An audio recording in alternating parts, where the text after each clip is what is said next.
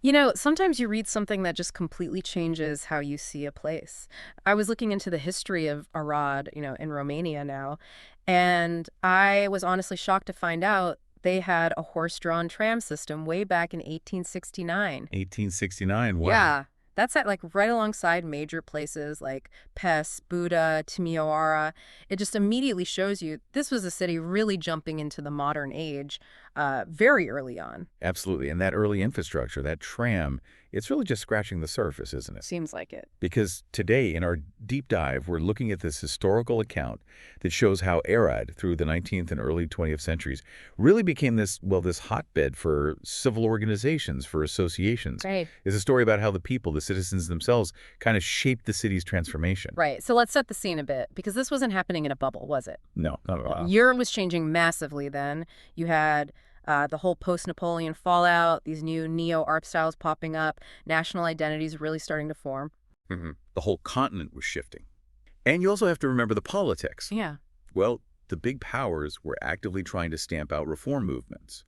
You know, the Decembrists in Russia, the Carbonari in Italy, even the Hungarian reformist nobles. Okay. So there's this tension. Exactly. Progress versus the old guard, basically. And in the middle of all that, Arad's population is booming, doubled in 30 years, reaching 22,000 by 1848. Yeah, huge growth. That must have put pressure on things, but also created opportunities, right? Definitely. And you see the city itself changing physically. Paving the first street in 1817, Templum Street, now Lucian Blaga Street. Okay. Then street lighting, first oil lamps in 1827, then gas burners from 1868, and eventually electricity by the end of the century. Wow, quite the evolution in lighting. And the tram, of course, in 69. Yeah. All clear signs of a city modernizing, getting connected. But it wasn't just about the nuts and bolts, the practical side. No, not at all. The sources talk about this flourishing social life, people wanting to live a bit like the nobility. Right. Concerts, literary circles, reading groups, balls, all happening in these middle-class homes. Apparently furnished with that trendy Viennese Biedermeier style. Yes.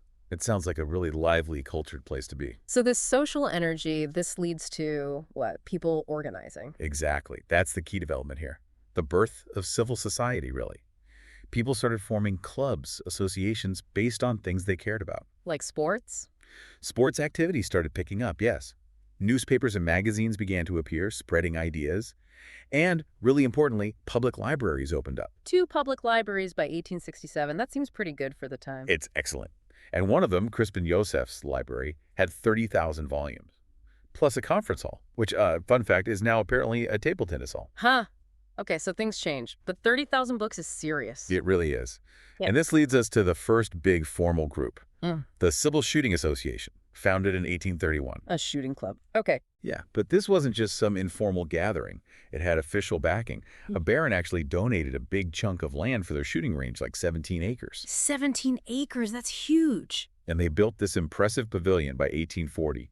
European standard, 14 firing posts, dressing rooms, the works. Wow. Plus an elegant restaurant next door. It was clearly meant to be a social center, too, not just for shooting. And that area eventually became Forest Park, Pédriche. That's right. It evolved into this key public space, though some parts were later developed. And the emperor himself, Franz Josef, came and tried out the range. Apparently so. Tested it with Kuver Gabber. That really shows its importance. Quite a story for a shooting range, and it survived bombing in WWII. It did. Got bombed in '44, was repaired, and incredibly, that range continued to produce top-tier athletes, even Olympic champions later on. Amazing. Talk about resilience. It really speaks to the strength of these early community efforts. And just 2 years later, 1833, another major step, the Music Lovers Association and the Conservatory. Ah, the music school. This sounds significant, too. Hugely significant. Again, support from the top, Baron Orsi Lernz, the county prefect. And this conservatory, the Musical Institute of Arad. Our sources say it was the first proper music school in Central and Eastern Europe. The first? Really? That's what the account suggests. Yeah. A real pioneering move for Arad. And they weren't just teaching music, were they? No, they were providing financial support for talented kids, even helping with basic schooling for those from the countryside. It's quite forward-thinking. And their first concert was in 1835 at the White Cross Hotel. Yeah, imagine that. A big cultural moment. And that same hotel later hosted Franz Liszt, Johann Strauss Jr., Elisa Circa, Johannes Brahms. Wow. Talk about attracting star power. It shows the level of cultural life Arad was building. And the conservatory itself ran until the end of the century, turning out really good musicians, Yeah. like Hubei Kerali, father of the composer Hubei Jena, Oh, okay. and Boom Gustave, who played in the La Scala Orchestra. Incredible. So a real investment in arts and culture paying off. Absolutely. And just to slot it in, 1834 was also when Arad became a free royal town, Right. Another big step for the city's status and growth. which the source mentions is covered more elsewhere, but definitely helped speed things up. Okay, and also in 1834, the volunteer firefighters. Yes, the Association of Volunteer Firemen. And again, this came from the citizens themselves. They saw what Paris and Vienna were doing and thought, we need that here. So Arad was quick to pick up on these civic ideas. Very quick. They got organized, appointed Master Rit Pal as the first commander, and he apparently acted fast during a big explosion scare. Showed their value right away. And they were based in the cavalry barracks for ages. Yeah, nearly 150 years, near the Florian Chapel and Water Tower. And they did more than just fight fires, disaster relief, keeping order at events. How did they fund it all? Firemen's balls. Seems like quite the social event, used to raise money. Clever. By 1910, they had a proper structure, chief, deputy, city officers, and dozens of volunteers. And they even published a centenary history in 1934, a real institution. Okay, so things are humming along, associations are forming. Then the 1850s, the Bach era. Sounds like a bit of a speed bump. Yeah, that was a period of tighter Austrian control, more suppression of independent groups. So organizations got shut down? Some did, yes, Mm. like the Arader Casino Association, Mm. the Aradi Casino Ekthesalit, which had been around since 1830. What was that like? It was a civic club, reading rooms, games, library, sort of an intellectual and social hub for the elite, like those English gentlemen's clubs. Okay. But it came back. It did. It was reestablished in November 1860 and became really important again for the city's, well, its cultural and even political life. Yeah. And you also had the Lloyd Society for Merchants around then, which later got that famous Art Nouveau building by Sante Laios. Right. Then comes the Austro-Hungarian Compromise in 1867. Did that change things again? It did. It seemed to open the door for associations based more explicitly on nationality. Okay. Like the Romanian Astroi branch, which actually started a bit earlier in 63? Exactly. And the National Association of Arad focused on preserving traditions. Also the Progress Association, Right. which was about Romanian education. So you see national identity becoming a bigger factor in how people organized. Makes sense in that context. And then 1881, the Arad Karksi Association. This one sounds like a big deal. It really was. Very popular, over 300 members before World War I, and quite ambitious sections for literature, music, history, science. Covering a lot of ground. And they were super active. Weekly lectures, a public library. They even published catalogs of what they had. Keeping good records. Yeah, and an annual yearbook. It had everything, lecture summaries, library updates, financial reports, even obituaries. They were really documenting the city's intellectual life. So what were their major achievements? The source mentions a few key things. Right. First, the Museum of the Relics of the Revolution of 1848-49. Okay. They started putting it together on the 40th anniversary, opened it in 1893 in the new theater. Thousands of items. And today, it's apparently the third richest museum on that specific revolution in the whole Carpathian Basin. Wow. That's a serious legacy from an association. It absolutely is. Then there was the Monographic Committee. What was that? Sounds comprehensive. It was. They wanted to commission experts to write a complete history and description of the entire county. The whole county. That's massive. Huge undertaking. They managed to publish volumes on flora and fauna, the economy, administration, culture, county history, ethnography, folklore, Incredible range. and detailed descriptions of all the towns and villages. The only part they didn't finish was the geography section. But still, what an achievement in documenting the region. Truly. What else? Well, maybe their most visible legacy, the Cultural Palace. Yes, the big one. That was their idea. It was the Coxie Association's initiative. They got Sante Laios, the architect we mentioned, to design it. Huh? It opened in 1913. And it was multi-purpose. Yes, concert hall, museum, library, all in one stunning building. It became famous for its acoustics. Didn't Bartok and Enescu play there? They did. It really became the cultural heart of Arad.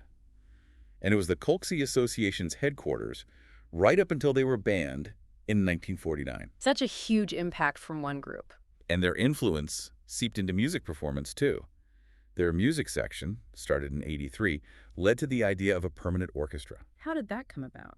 Well, they put on successful concerts, and then in 1890, They performed Mozart's Requiem for the unveiling of the Statue of Liberty in Arad. Okay. That performance was such a success, it directly spurred the founding of the Philharmonic Association the next year, 1891. So the Kolkzy Association kind of birthed the Philharmonic. In a way, yes. It started with amateur players, Hmm. often helped by the military band, but it became a proper philharmonic based in the Cultural Palace. Until the State Philharmonic was set up after WWII. Exactly, in 1949. So again, a long-lasting musical institution grew out of that initial civic impulse. It really feels like an explosion of activity around the turn of the century. It was. The source says the number of registered associations in Arad County went from 39 in 1894 to over 70, just 15 years later. Wow. People were just joining things left, right, and center. Seems like it. A very organized, very active society. And sports were a big part of this too, right? We mentioned them earlier. There, cycling club in 1870, skating in 1874, rowing in 1890. So quite early. Yeah. And the Arad Athletic Sports Association from 1879 focused on indoor stuff, gymnastics, fencing, wrestling, bowling. They even did well at a national gymnastics competition. But then came football, 1899. Ah, yes. A landmark year for sport in Arad, and actually for the whole region. Founding Football Association then. And playing that first match against the Budapest students. Which is widely considered the first proper football match played in what is now Romania, even though they apparently lost the rematch. Huh. Details. But still, very early adopters of the game. Absolutely. And that interest may be boosted by the 1896 Olympic success for Hungarian athletes, led straight to the founding of the athletic club Arad, the AAC, also in 1899. AAC. Okay, what was their focus? Pretty much everything outdoors. Athletics, football, gymnastics, fencing, tennis, swimming, bowling, skating, archery, even handball eventually. They were serious. And they built a stadium. They did. A wooden stadium, Edge of Forest Park, opened in 1903, covered grandstand, running track, practice fields, locker rooms, even a bowling alley. Really top-notch facilities for the time. Sounds impressive. And they produced good athletes. Very good athletes, apparently, until the club got banned in 1940 for political reasons. What happened to the stadium? Well, after WWII, it became the home ground for the Railway, CFR, and Wagon Factory, Wagonal sports clubs. They added another stand, hosted lots of events, but eventually it was demolished in the 21st century. For a shopping center, wasn't it? Unfortunately, yes. A familiar story sometimes. Still, it had a long run. And it wasn't just competitive sports, right? There was hiking. Yes.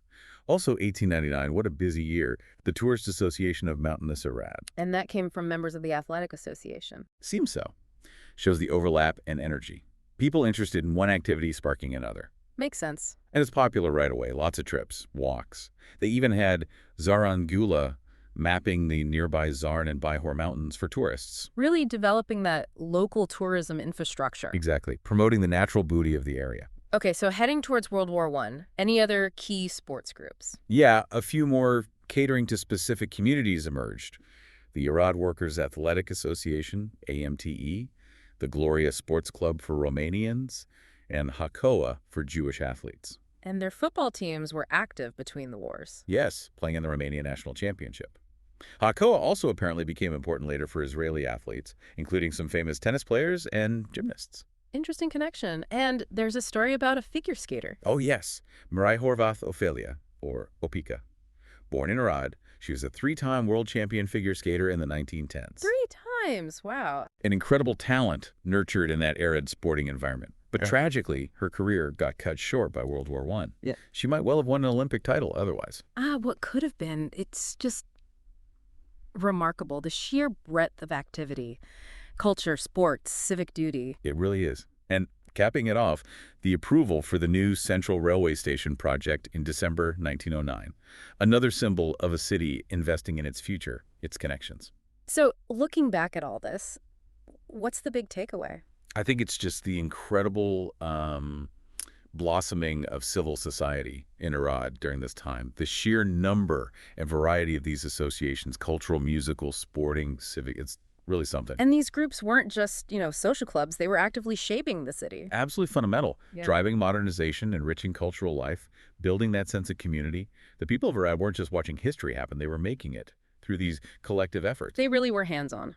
These associations were the engines for so much development, providing outlets for passion, platforms for expression, even for social and political discussion. It really gets you thinking, doesn't it?